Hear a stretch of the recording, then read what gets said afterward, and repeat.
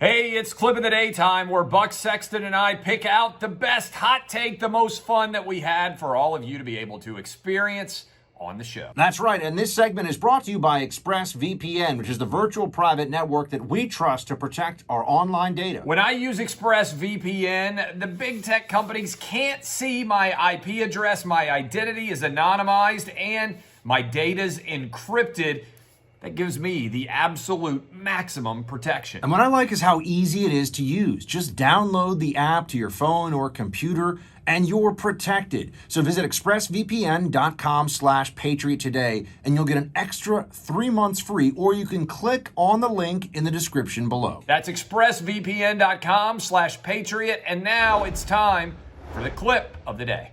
We have to all show up and go to companies day in and day out, buy from them, interact with them. Yes. That show how much they love Black Lives Matter, that take very left-wing positions, that want preferred pronouns in the email signatures. I can't tell you how many people in New York City, I mean, I really can't tell you because, like, they tell me, please don't say this, I'll get fired. Yeah. Reach out to me from some of the most prestigious investment banks, law firms, places that you think might be kind of, you know, separate from, because it's all about making money, right? It's all. Yes. And who say that they don't actually feel comfortable not putting their email signature with their preferred pronouns because it has become such a mandate from HR to bend the knee. So we interact with extreme left-wing wokeness in the corporate world all the time and are just supposed to stomach it. But the moment that the libs are exposed to one person making a joke, let's be very clear, it is a joke as well as a political rallying cry, they lose their minds. But also, just to throw this out there, Clay, if he said, let's go Braves,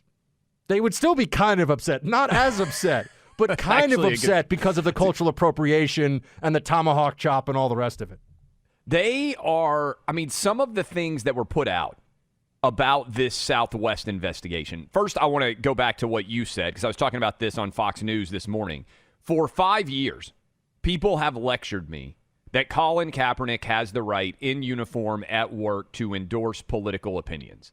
My position has been pretty straightforward. It is, in general, I don't think it's smart for people in uniform at work to endorse political causes. And I wrote about this a lot in my book, but the one I used as an example is like if you went to McDonald's to get a Big Mac, and when you walked up to the front desk and you ordered a Big Mac at the counter at McDonald's, which, by the way, prices are up 6% thanks to Biden inflation at McDonald's, by the way. But if the person you were ordering the hamburger from said, yeah, I wouldn't order that, meat's murder, I would understand if McDonald's didn't want that person to be working inside of their establishment. You are entitled to believe that meat is murder, to be vegan, to be the biggest supporter of PETA out there on the planet. But you aren't entitled in uniform at work necessarily. So it's ironic to me that all of these people who have been praising Colin Kaepernick for 5 years, we need to talk, and we will later in the show, about the ridiculousness of his new Netflix special, going to your point about major media corporations and corporations in general embracing left-wing agendas, that a pilot landing a plane, and I would consider myself to be an expert in Southwest Airlines flying, Buck. I fly Southwest everywhere and have for years.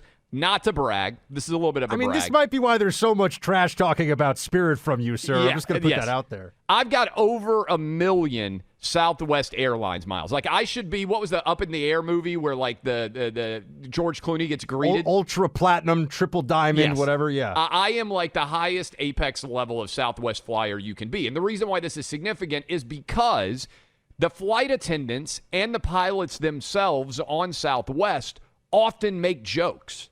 In other words, when they're on the PA making the announcement, when they're doing the, hey, the mask may drop down, hey, make sure your belts are buckled, all these things, there are many flight attendants and pilots who make jokes during that process. So if he said it, it is a viral meme joke.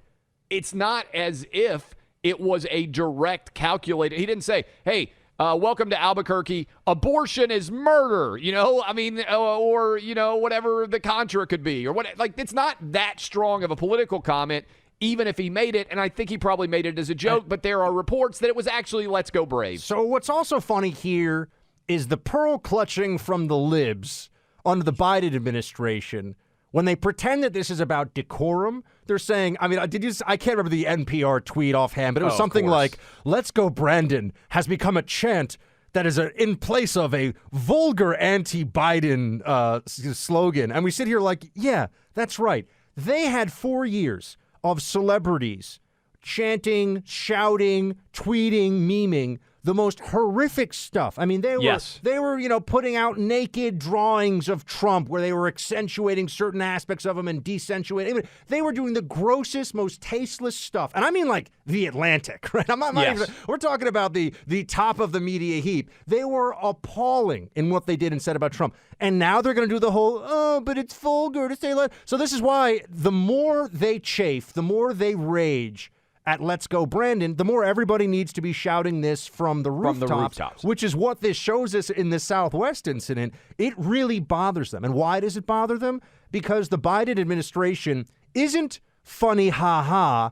It's actually the kind of ridicule where it cuts deeply because it is absurd, because they are inept, because that Joe Biden was ever going to unite the country, bring us out of COVID, be great on the economy is an unfunny joke in many ways, but it's clearly, and to other people, something that they want to avoid a realization of, a recognition of at all costs. This is the emperor. The emperor's walking around in a blue Oxford shirt without any pants on, and some of us are noticing.